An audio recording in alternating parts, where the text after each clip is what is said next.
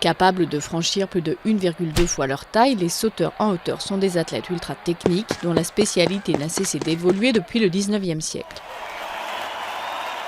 Ils prennent au début souvent leur appel pieds joints pour sauter tête la première. Mais pour éviter que la discipline ne se transforme en performance d'acrobate, les règles l'interdisent très vite. Et au tournant du siècle, la méthode des ciseaux s'impose, les athlètes prenant leur impulsion sur leurs jambes extérieures pour franchir la barre. L'Américain Michael Sweeney saute 1,97 m en 1895 avec une variante qui déjà évoque ce que sera le Fosbury, le retournement intérieur.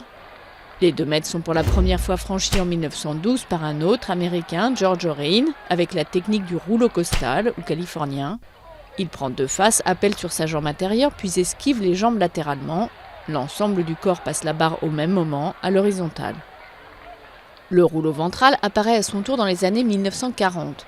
Les athlètes prennent encore appel sur la jambe intérieure, mais enroulent cette fois le corps tête la première autour de la barre. Le règlement l'autorise de nouveau depuis 1938. Le Russe Valéry Brumel établit ainsi un record à 2,28 m en 1963.